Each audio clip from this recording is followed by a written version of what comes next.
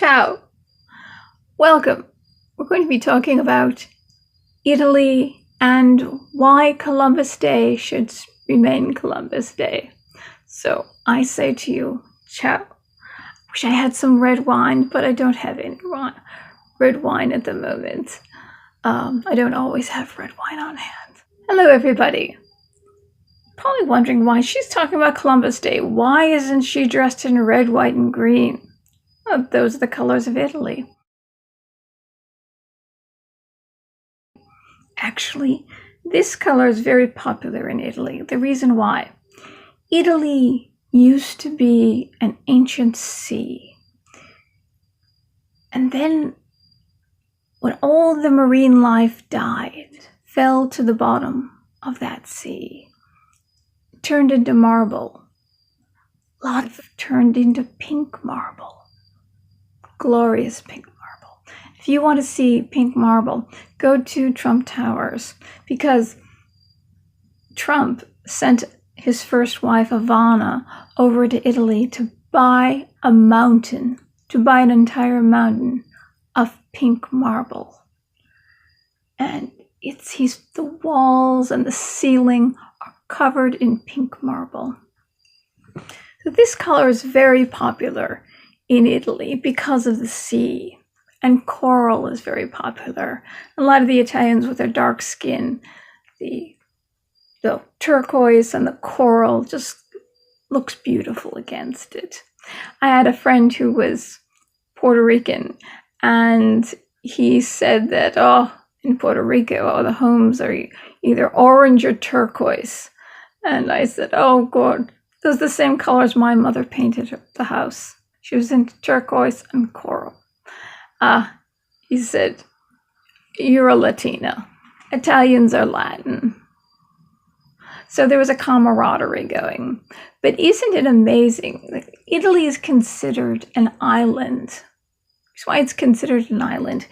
Is because when the African plate smashed into the European plate, it created the Alps, pushed all the marble to the top, from the bed of the ocean to the citadels of the Alps.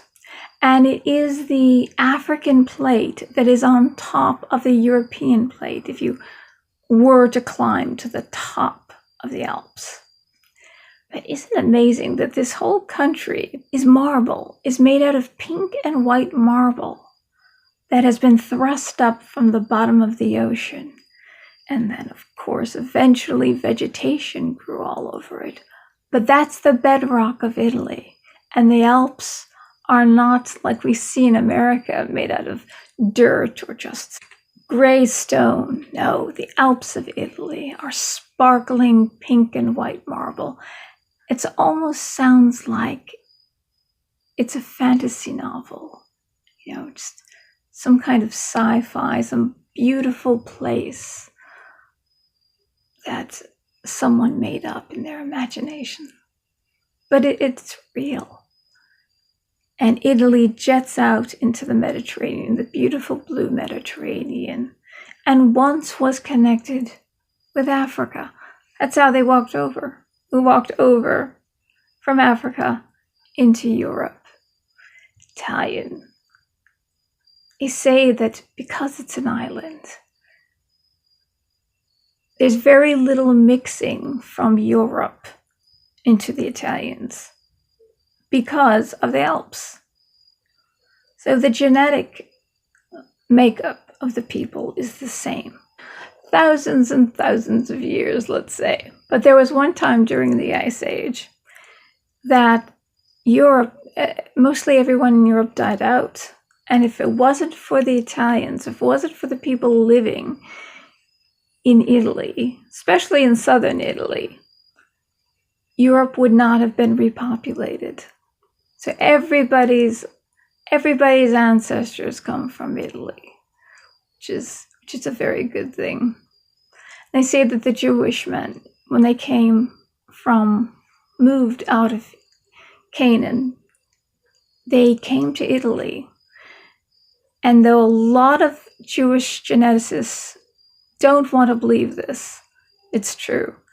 They met and married into the Italian women. That's the reason why you look at Jewish people and you look at Italian people, they can exchange. Italian can play a Jew and a Jew can play an Italian. And that's the reason, that's the secret. They took Italian wives. They married women who were not Jewish. But then in the year 300, the law changed. And your mother had to be Jewish for you to be Jewish. But in the beginning, it was the father. Because they realized that you know who the mother is. You might not know the father of the child. That must have something to do with it.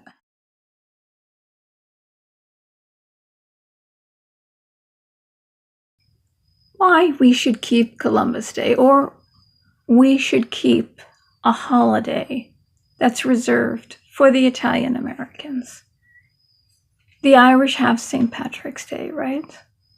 Why should we keep this holiday for the Italian Americans, and why it's a little bit unfair to change the holiday to Indigenous Peoples Day? In Mexico and South America, all these countries are filled with people from Spain and Italy, descendants of the Spanish conquistadors. I believe there should be a day for Indigenous people, yes.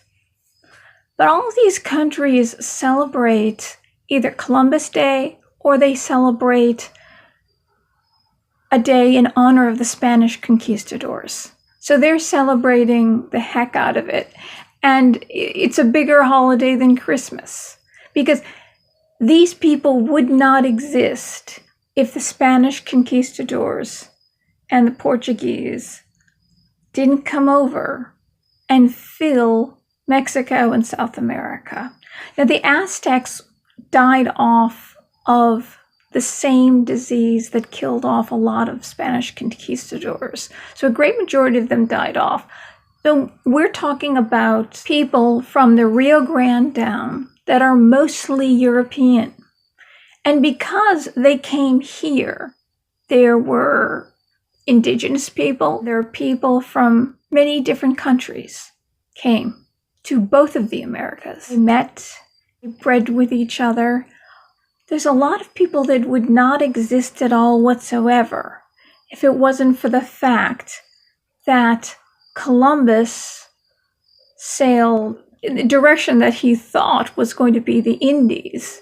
And the reason why he sailed to the west was because Islam, basically conquering most of the known world, conquered countries that were all Christian, and they tried to completely take over India, but because there were so many Indians, they only killed tens of millions. Pakistan is a partition of India, and that's where a lot of them settled. The Europeans could not go to India to get spices, and the reason why we needed spices, amongst the many other things, silks and gold, that was known as the Orient. There was no refrigeration. Meat went bad fast. The only way to make it palatable, other than cooking it very well, is to cover it with a lot of spices. So it was necessary in those days before refrigeration to have all these spices. But the treasures of Asia was cut off to Europe. Columbus decided to sail westward, not knowing that there was continents that he was going to run into. He was going to sail straight, and it was a good idea. And because he did this, the world met. The world came together. This place would have never been. It would be populated by tribes, probably still fighting and killing each other, and the Aztecs would be sacrificing and cannibalizing hundreds of millions of people. All that was going on. Who knows if the Iroquois Federation would have spread through the continents? That would have been great. But it was about 13% lived in peace under that particular federation. I'm sure there were many tribes that were peaceful, that wanted to be peaceful, but couldn't be peaceful because there was another tribe constantly conquering them, taking their women and massacring them and taking their land. That's what was going on over here. The Aztecs were advanced in many ways in their civilization, but they had this horrible belief that you had to sacrifice hundreds of millions of people to the gods. So Christianity came and stopped the sacrifices, and the two worlds met. People were born and exist now that never would have existed. They owe a debt, their life, that they exist to Christopher Columbus deciding to sail in this direction. Christopher Columbus was thrown in jail by the Spaniards, and the Spanish conquistadors and the Portuguese weren't very nice to the people of the Americas for a while, until the missionaries told the Pope Gregory, that they're not being treated as human beings, as children of God. And the Pope sent out an edict saying, you must treat the people of the Americas as children of God. And after that, things did get better. You see, the whole idea of the sanctity of human life, an individual's right to life, entered Europe and entered the Americas with Christianity. It did not exist. That's why they killed so many people. Same way as in Europe. In Greece, there was no such thing as the sanctity of human life. That was brought in by Christianity. You can say, it's one good marker. Oh yes, ending the human sacrifice. Two good things.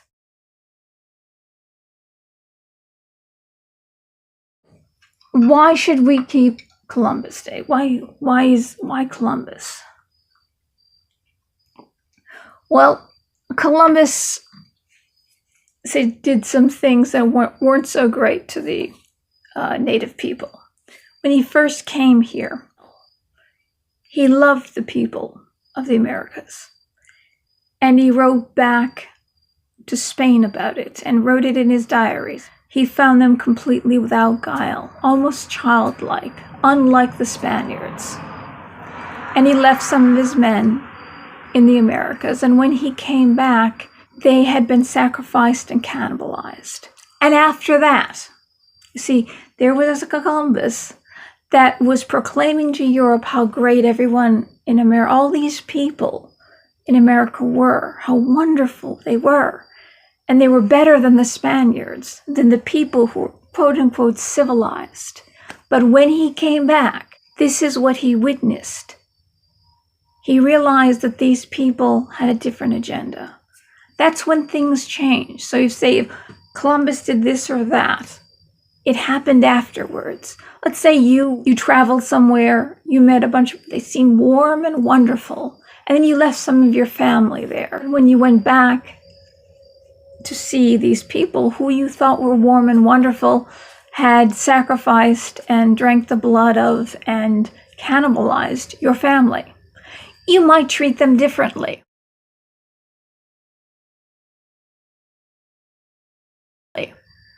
So knowing that, let's look at Christopher Columbus a little bit differently. Times were different, and when you were an explorer and you went to uncharted territory amongst people you did not know, it took a lot of guts. The coin fell on the good side when he first met them, but then he realized the people he was dealing with. And that's the reason why millions of people in the Americas, indigenous people, went on the side of the Spanish conquistadors, because they no longer wanted to be sacrificed. They couldn't stand the constant warring that was going on. They were taken as prisoners and sacrificed. They couldn't stand the rule, the Aztec rule, the Aztec, Mayan, Toltec, Olmec, Incan, they couldn't take it. That's why so many joined up with the Spaniards and interbred with the Spaniards because of this. So there were people in these continents that were suffering, and they were looking for a new way. They were looking for a new leader, and they embraced Christianity. It wasn't forced on them. Their religion was forced on them. They embraced Christianity. So this is the reason why we should keep Columbus Day. You can see why they would honor the Spanish conquistadors. Because when you compare the two, one was really bad. Ever see Apocalypto? Watch Apocalypto. It's actually a very authentic movie and well-researched. It's one of the greatest movies that's ever been made, even though the guy who made it is questionable and is genius. A lot of geniuses are crazy. You know that? There's a lot of crazy geniuses. But the movie is fantastic.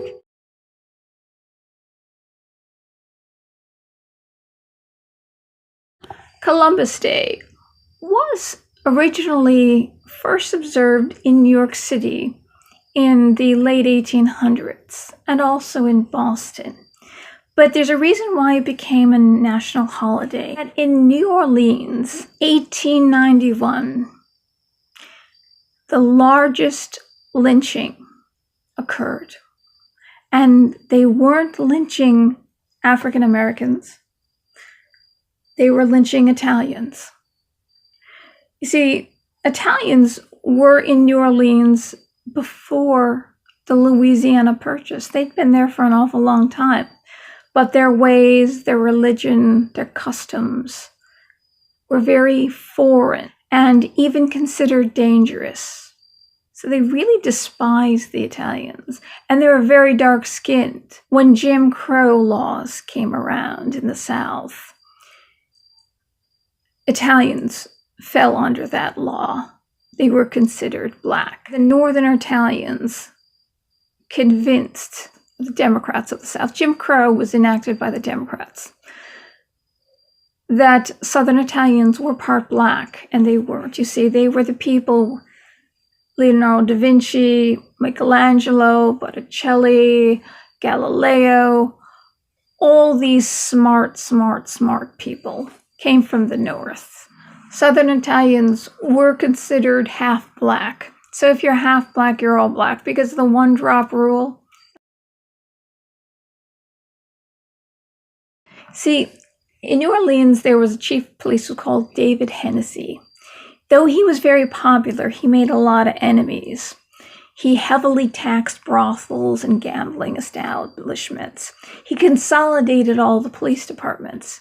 By doing that, you took the power away from a lot of other people, and he consolidated it all under him. So he made a lot of enemies. One Italian family had a mob crime boss in it, the Matrengas, who he ended up sending back to Italy. But that was a while before Chief Hennessy was shot, murdered one night. Apparently, even though the events were very far apart, the mob would have enacted their vengeance much quicker than that. Since he made so many enemies and he took power away from so many people. When you're talking gambling establishments and brothels, these are pretty seedy, hardcore people. And they weren't the Italians that owned these establishments. He had a lot of enemies. But the people of New Orleans felt that it was mostly Sicilians that lived there, that they were backwards. They were beneath them. They weren't quite human. They hated them with a passion. The people of New Orleans wanted to get rid of the Italians, even though they were hardworking and they were very religious people. They hated them. There was a witness. Apparently this witness saw Chief Hennessy on the ground. He'd been shot. Went up to him and asked him who did it. And he said, Dagos, which is a slur for Italians. Now, since there was this one witness we don't even know the name of, we don't know if Chief Hennessy was even alive, if he even said that. There's no proof that Italians did this at all whatsoever. But what ensued is what's ensuing in this country right now, mob rule. I'm not talking mafia, talking crazed mobs, but our mobs today are getting paid. The people hated the Italians so much, and once they heard that it was an Italian that killed their beloved chief of police, well, Italians were rounded up, and they were without evidence. There was no evidence. Very interesting, just like Kavanaugh, no evidence, no corroborating evidence.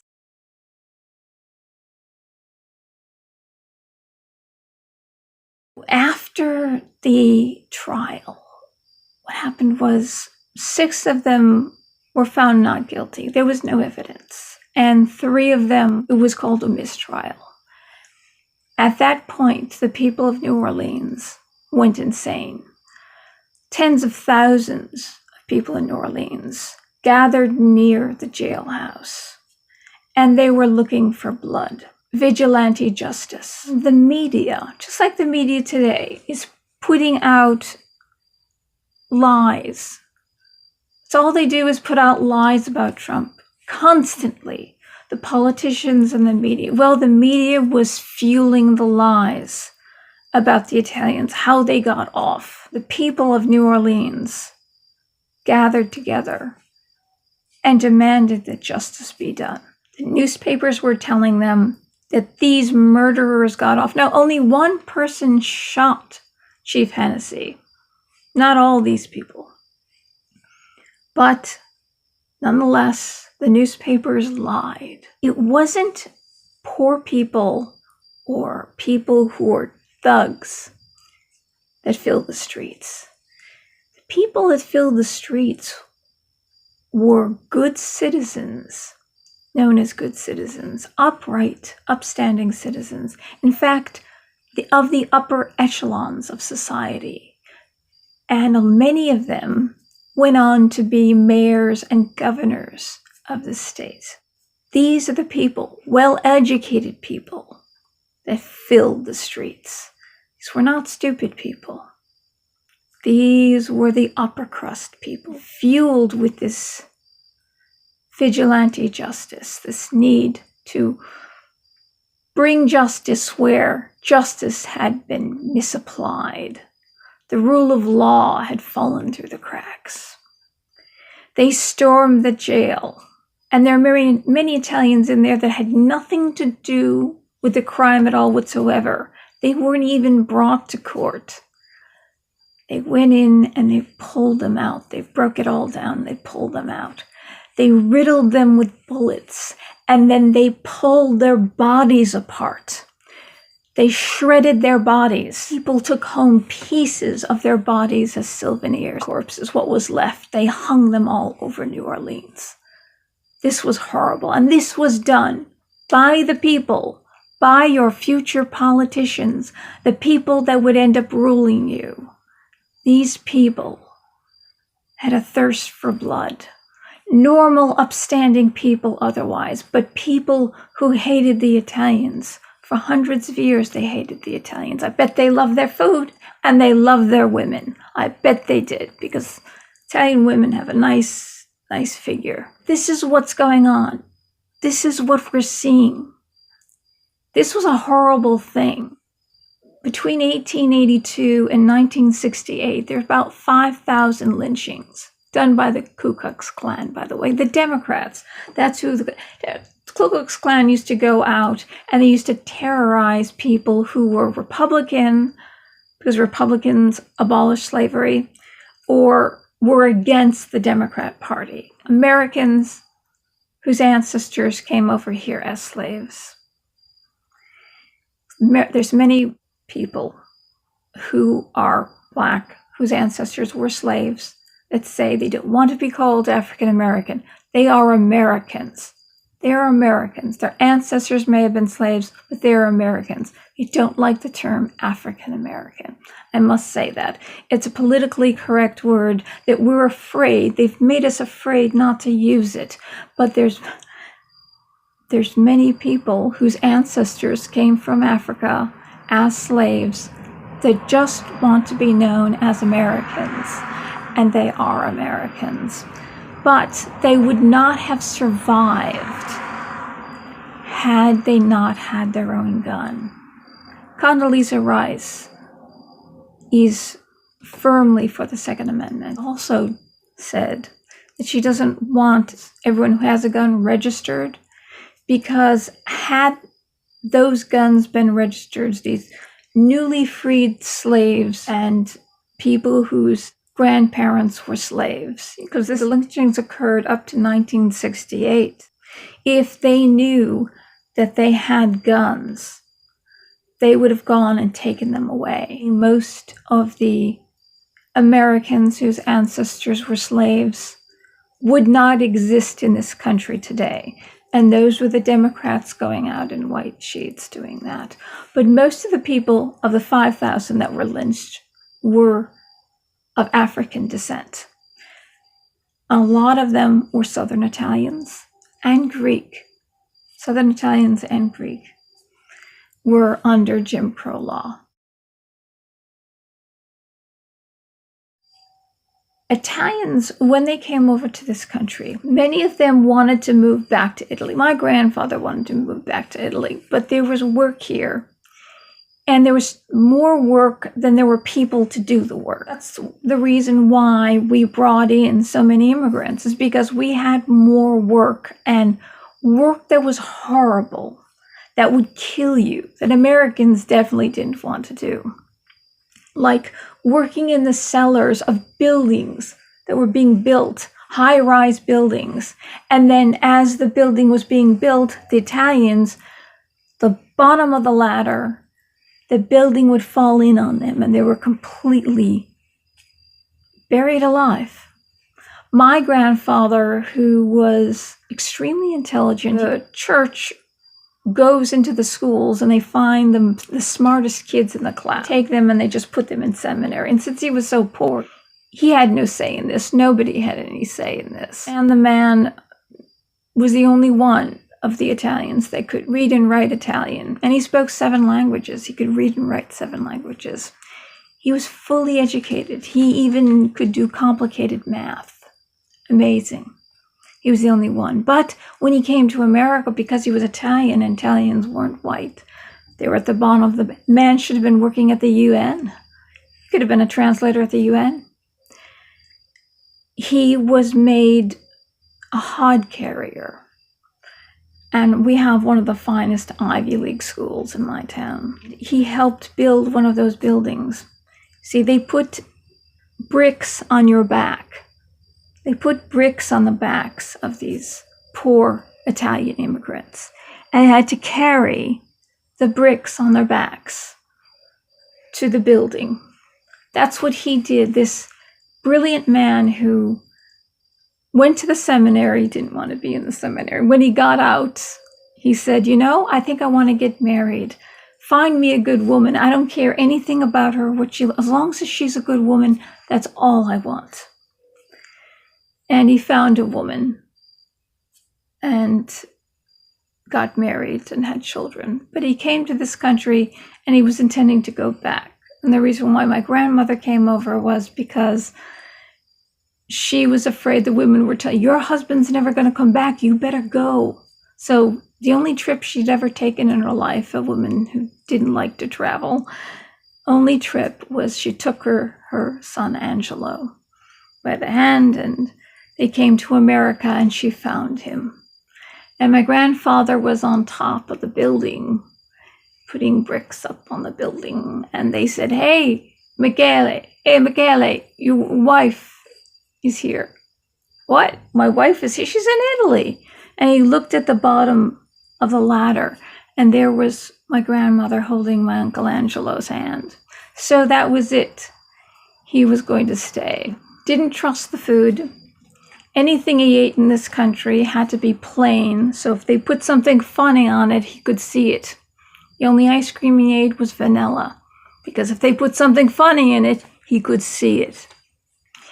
He always said that the worst food you get at home is better than the best food you get outside. Since there weren't Italian stations, the only thing we wanted to watch on TV were the Spanish stations, because they spoke correctly. It didn't hurt his ears. It was nice on his ears. Americans spoke incorrectly. So this is a man who wanted to move back to Italy. So the Italians suffered a great deal, and my family suffered a great deal. My grandmother was extremely dark-skinned. The neighbors would spit at her and throw things at her and call her vile names. And she was a very religious woman, very hardworking woman. They had a garden. They were poor people, but they had seeds. And my grandfather grew a big garden, and he would sit out there, and his meditation was smoking a cigarette under the tree, watching the garden grow. My grandmother would they were geniuses, because they could cook without needing an oven or a stove. You must know sun-dried tomatoes, but there's this other thing they make out of tomatoes and hot red peppers called conserva, where my grandfather grew hundreds of tomatoes and hot peppers, and you cook that down into a paste, with some garlic and some olive oil, of course, but you put it outside under the sun in big vats, and the sun cooks it down to a very, very thick paste where, they always were thinking of times when the food wasn't growing. You had something to eat, and you had it in concentrated form. So you'd put a little of the conserva on focaccia, which is a bread. It's a heavier bread, and it's made with olive oil. And you stick your fingers in it, and the olive oil runs into each place you stick your finger. And sometimes people put food or something in there. It's wonderful. And you put a little conserva on there. And she would make pasta, hundreds and hundreds of little, she called it cupolines.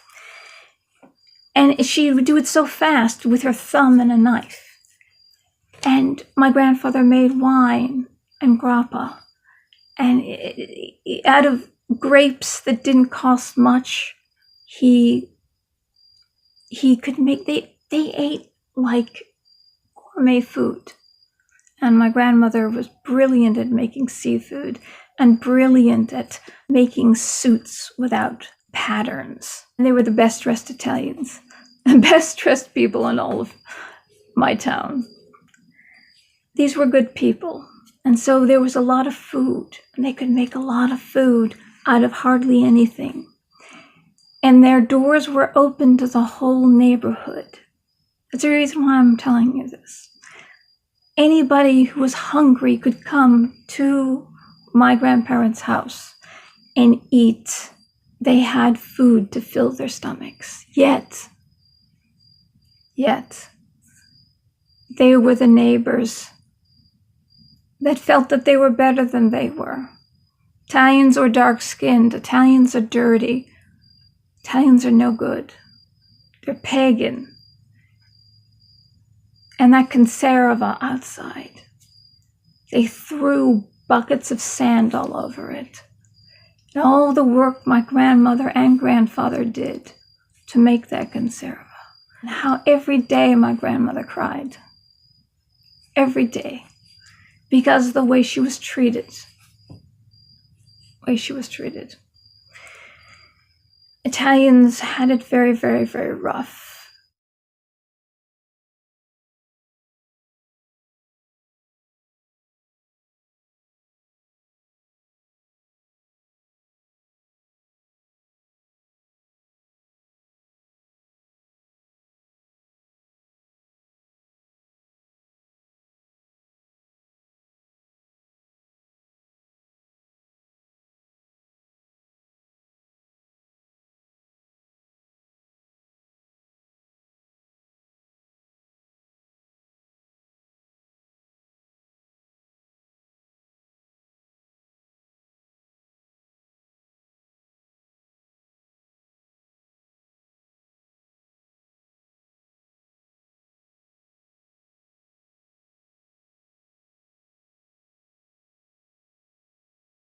So they do understand.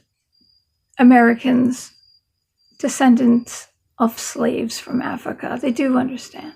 They do. Imagine being somebody throwing things at you all the time and spitting at you all the time. And here you are opening your doors. You can still, if you're hungry, you can come and eat. You can come and eat the best food in the world. And a lot of the food that she cooked was Italian peasant food. My aunt, who worked at the Department of Justice in Washington, D.C., she didn't want to learn how to cook Italian peasant food. She wanted to learn gourmet food. And then when she went to work at the Department of Justice, she looked at the menus down in Washington, D.C., and she saw the food that her mother made. And then she came back and said, "Mama, teach me." And you see this room? This is the room my grandparents died in. My grandmother died in one of these two beds. I'm not sure which one. And my grandfather fell down, got up in the middle of the night, and then he came back in this room and fell to the floor and had a stroke in this room.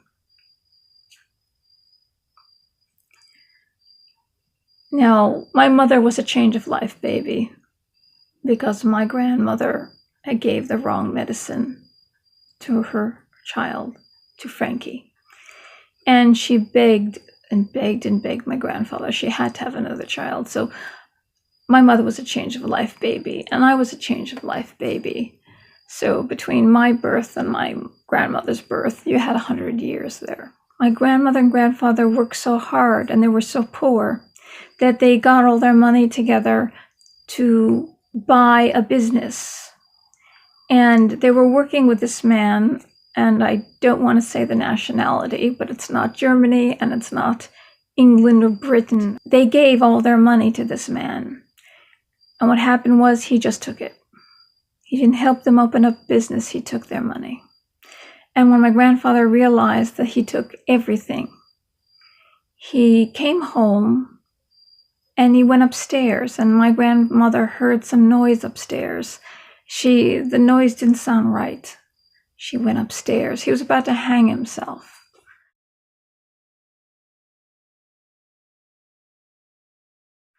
See, they were Italian, they were not considered white, and they could not go to the police.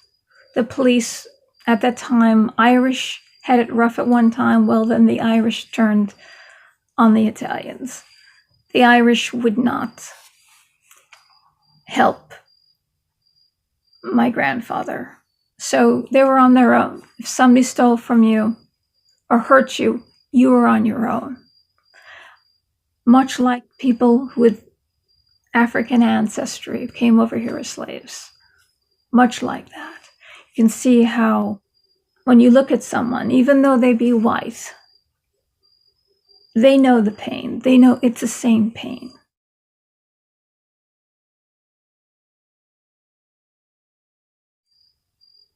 I'm telling you this. It's because it was the lynchings, the horrible, and this is the largest lynching in American history, happened in New Orleans to the Italians, to exclusively the Italians. Columbus Day became a national holiday because what happened to the Italians and how unjust it was.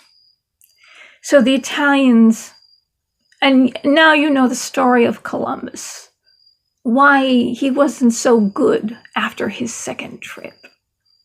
His men were sacrificed, they drank their blood, and they cannibalized them. He was dealing with a whole different set of people. And there was millions of people who joined up with the Spanish conquistadors because they didn't want to live like that anymore. And they embraced Catholicism. They did. They embraced it. So this is a true story. That's why we have Columbus Day.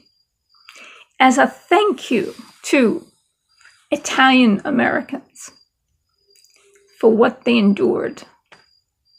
And February is dedicated to descendants of the African slaves, right? We have the month of February. Italians just have Columbus Day.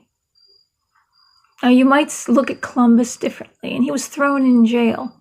Spanish people ended up throwing him in jail, not because of what happened in the New World, but he spent the rest of his life in jail. So he suffered, right? There should be indigenous people for the indigenous people that suffered under their own people, by indigenous people, and by the white people, and by the people who came over here, that did wrong to them, that lied to them, that broke their word. There should be a day or a month, give them a month, for all those people who suffered, not the people who sacrificed those poor people, or flayed them alive. But let the Italians have Columbus Day. He wasn't as bad as you think. The story is different than what you've been learning. And if you hate the name Columbus, name it after a different Italian. Some famous Italian that you like. Mario Lanzade, Valentino, Ernest Borgnini, Ernest Borgnine. His name was Ernesto Borgnine. Let it be Ernesto Borgnine Day. He was a great actor. But give the Italians their day. And you give the indigenous people who suffered a month. Pick a month, any month. But let the Italians have a day. That's the true story of Columbus Day. Why it became a national holiday. And how much the Italians suffered. They suffered a great deal.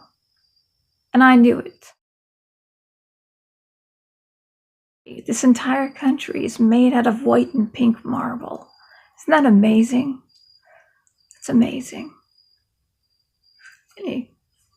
Buonanotte, which means good night in Italian. If it were morning, I'd say buongiorno. But buonanotte. God bless you. Goodbye.